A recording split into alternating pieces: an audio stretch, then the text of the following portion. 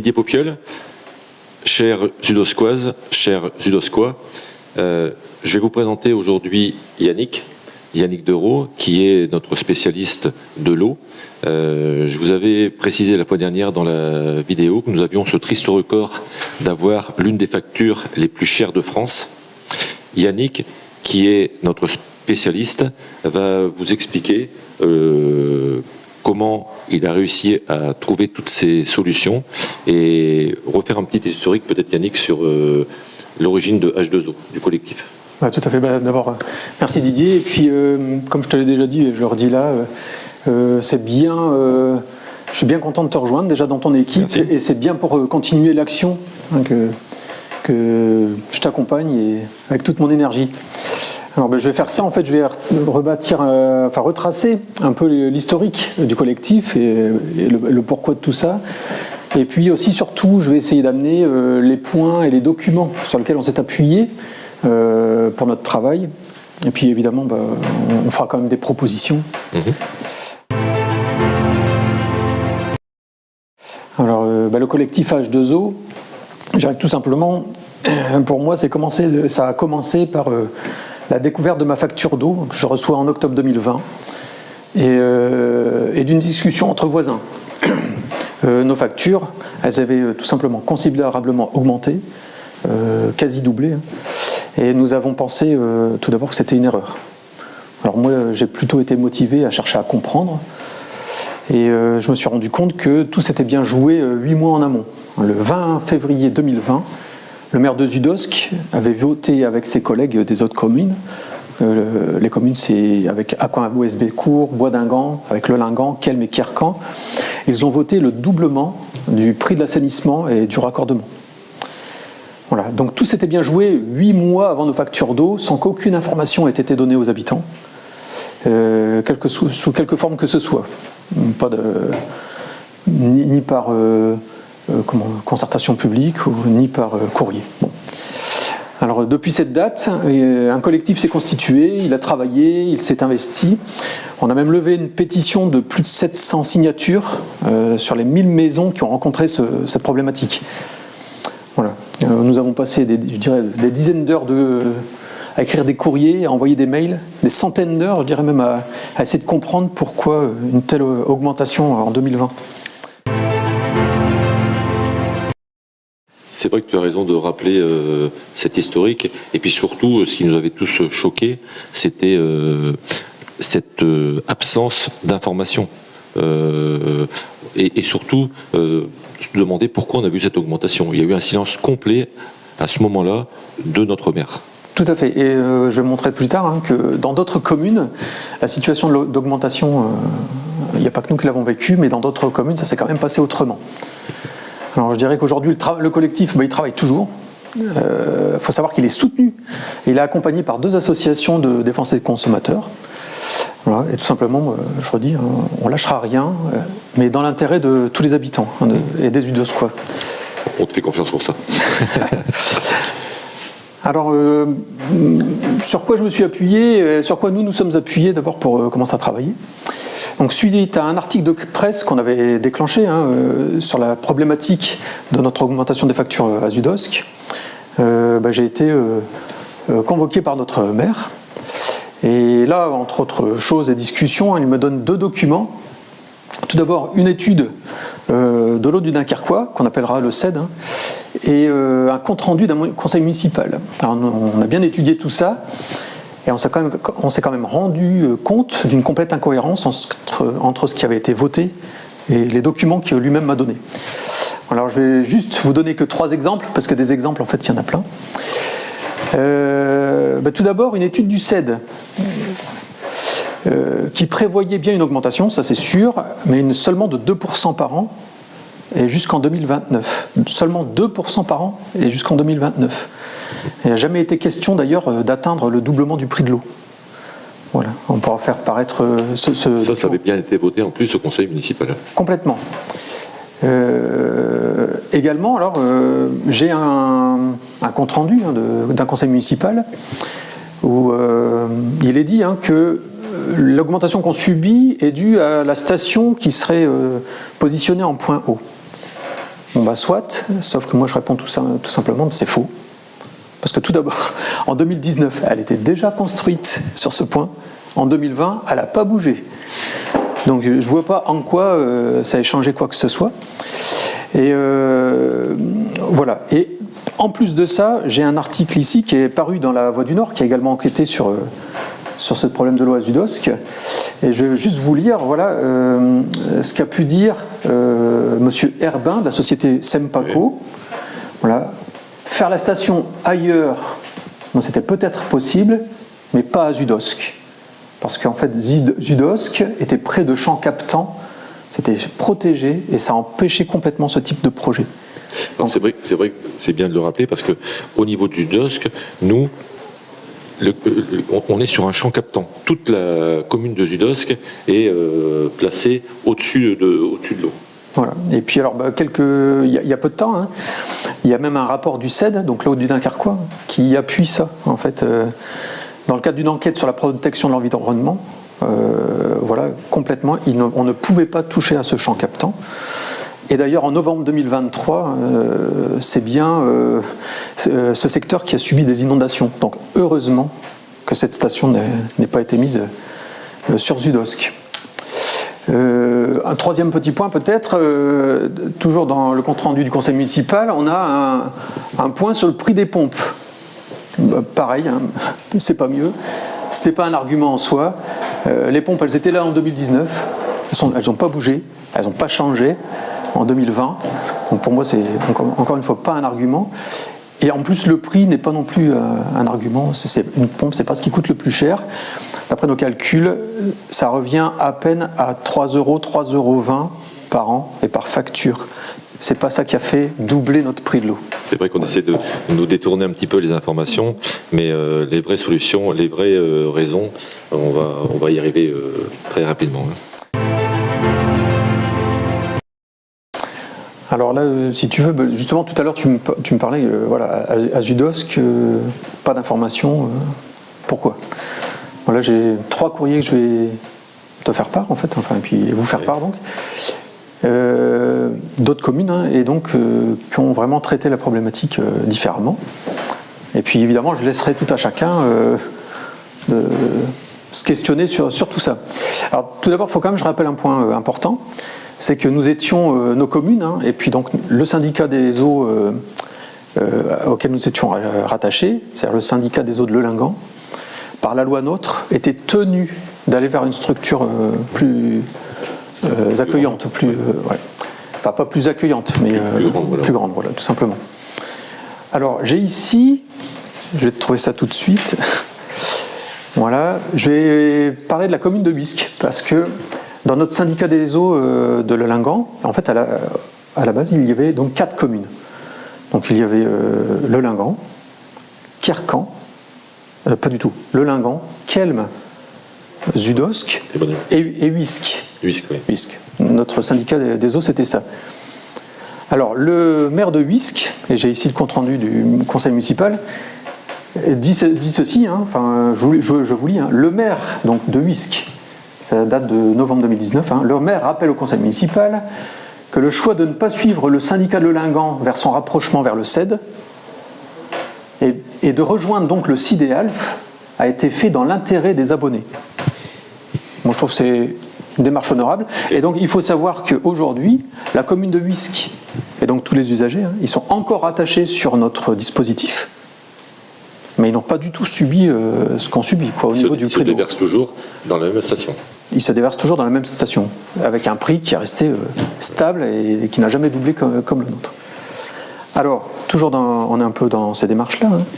Alors, Eckerd, qui n'est pas du tout limitrophe avec nous, mais qui est quand même de la CCPL. Hein. À Eckerd, ça c'est dans les démarches, hein, le maire ils ont aussi subi une augmentation. Ils ont dû répondre à la même règle et ils se sont rapprochés du CIDEALF. Et le maire, pour une augmentation de quelques centimes, mais il écrit un courrier aux habitants et presque il s'excuse auprès des habitants de l'augmentation. De fait, il dit qu'il est bien obligé de le faire, mais qu'il n'était pas vraiment d'accord sur cette situation-là. Je me permets d'insister sur ce point-là, qui est le rôle du maire aussi, le rôle de transparence et dans le même cas de figure, on s'engage, je l'ai dit la fois dernière, je m'engage et on s'engage à être présent aux réunions et à être le plus transparent possible avec vous sur les informations. Un troisième courrier, si ça te va. Oui. Voilà, bon, évidemment, des courriers on en a fait, hein, mais on a interpellé on avait à l'époque interpellé le président donc, du CIDEALF, et Monsieur Pruvot, Bertrand Pruvot, hein, qui nous a répondu, et qui nous répond presque en notre faveur, je dirais. Il écrit bien que c'est bien nos communes qui ont décidé d'aller au CED, qu'en aucun cas, lui, il a influencé quelconque démarche, il était prêt à nous recevoir, mais on n'est pas allé vers eux. Voilà. Et donc il nous écrit, hein, afin de connaître les raisons pour lesquelles Zudosk a adhéré au CED, je vous invite à vous tourner vers vos élus de votre commune. Chose que j'ai faite, hein, et j'ai même redemandé à l'époque un rendez-vous donc à notre maire de Zudosk actuel, et qui m'a répondu que je me trompais d'interlocuteur. Or, c'est bien lui, d'abord notre maire et notre délégué à l'eau actuel. Alors, je dirais que tout ça, moi, ça me laisse interrogatif, toi aussi peut-être. Exactement, puisque je rappelle quand même, et tu vas peut-être le rappeler aussi, j'avais assisté moi au premier conseil municipal après les élections, et là, le maire actuel a demandé à être à nouveau le représentant de la commune pour le CED, en disant qu'il y avait plusieurs facteurs. Le premier, c'est qu'il était très motivé, que c'était très technique, et l'eau, c'est quelque chose qui l'avait toujours le plus passionné. Donc, à partir de là, on peut penser qu'on va avoir des retours très positifs et fréquents. Or, on s'aperçoit que c'est pas du tout le cas, bien au contraire. Oui, on verra à la fin de l'entretien, mais moi, tu verras que j'ai un tableau de présence qui va appuyer ce que tu dis là. On va enchaîner maintenant avec la partie suivante, qui est où on va parler de la station et des entreprises. Tout à fait. Je pense que c'est quand même en même temps le gros point. Qui dit gros point dit aussi gros sous, et je pense qu'on va vite comprendre que peut-être on paye 2 fois trop cher depuis un moment. Alors nous on a découvert, on sait qu'en 2011 en fait la CCPL qui gère la zone d'activité de Lelingan, qui est d'ailleurs juste à côté de la station, voilà, a souhaité dimensionner la station pour y rejeter tous ses effluents, tous les effluents d'entreprises.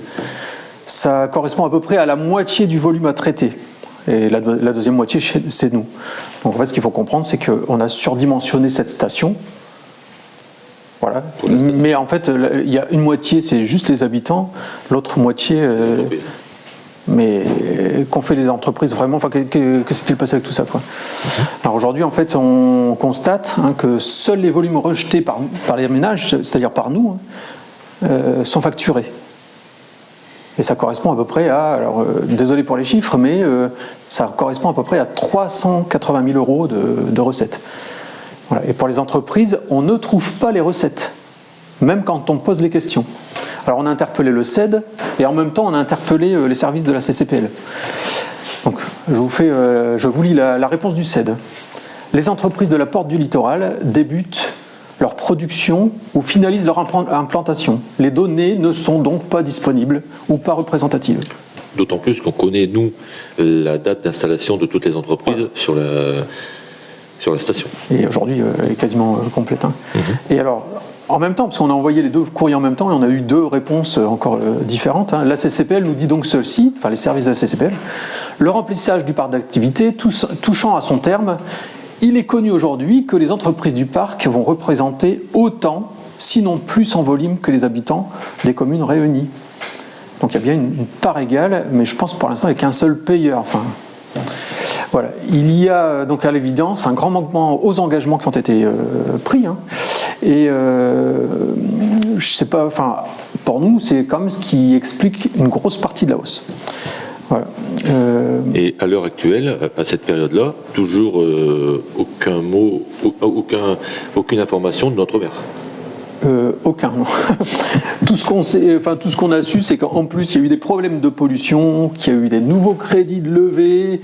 Ça risque d'être encore à nous de payer. Voilà où on en est. Juste nous, ce qu'on peut dire, c'est que ça fait vraiment un peu too much tout ça, quoi.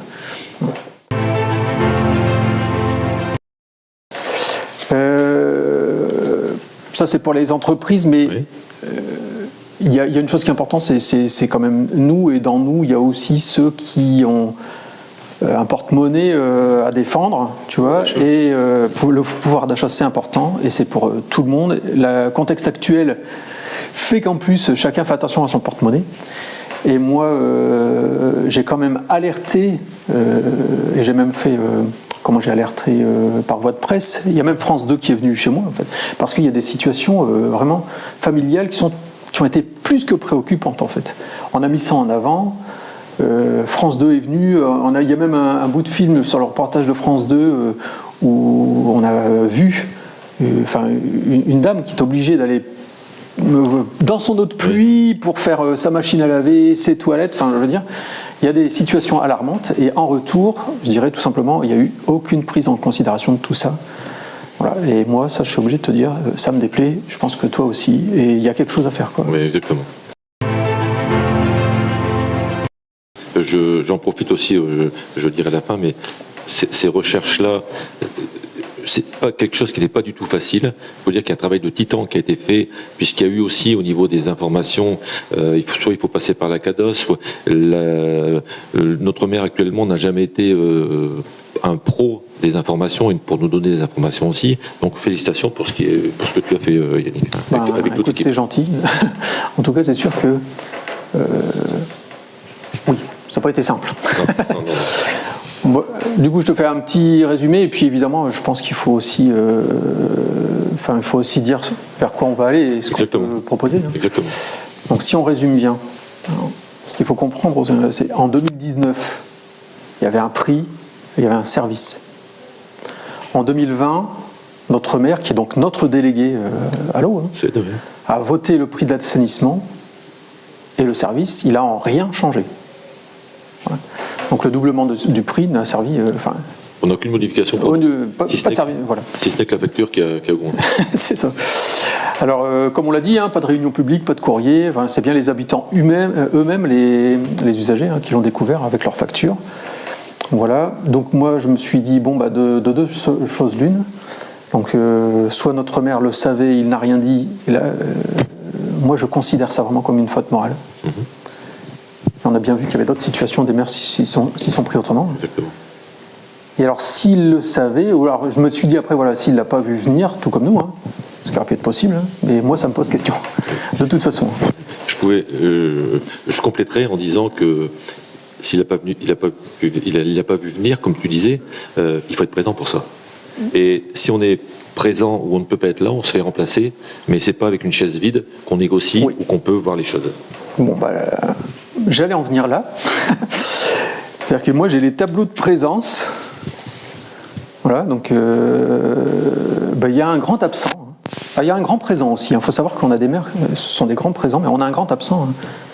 Voilà, c'est bien notre maire de Zudos qui a plus de 70% d'absence. Et quasiment, je dirais, 3 années en continu. Alors je pense que c'est là où on ne peut pas travailler. Je ne sais pas ce que ça veut dire. Et ça, Yannick, on peut dire à nos habitants que c'est consultable sur le site du CED. Vous pouvez vérifier tout ce qui a été dit. Oui, tout à fait. Vous pouvez vérifier tout ce que vous a dit Yannick.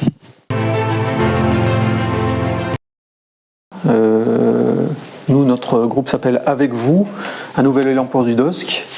Voici nos engagements. Tu l'as déjà dit, on le redit, une présence aux réunions, quelles que soient les commissions, quelles que soient les délégations, pour défendre bien nos intérêts.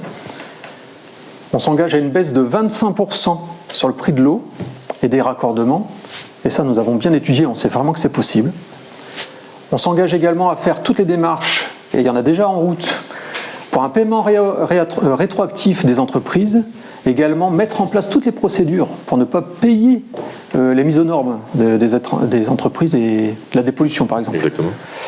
Voilà. Et également, nous ferons en sorte de trouver un autre partenaire, si on n'obtient pas tout ça, pour un prix juste, raisonné, raisonnable, pour tous nos porte-monnaies. Et en toute logique, je pense qu'on aurait dû aller au CIDEALF. C'était notre souhait. C'était notre souhait. J'ajouterais juste une chose, c'est sur le mandat pour les personnes qui ont été raccordées sur les 6 années, il y a une moyenne, un surplus de paiement qui était de 1 900 € à peu près. 1 900 €. Donc ça, c'est inconcevable pour nous. Vous avez dû recevoir, vous allez recevoir cette brochure dans votre boîte aux lettres et vous pourrez consulter. C'est un condensé de ce que vient de dire Yannick. On vous dit à très vite dans nos rencontres. N'hésitez pas pour les échanges, pour les questions que vous aurez à nous poser. On est à votre disposition. À très vite.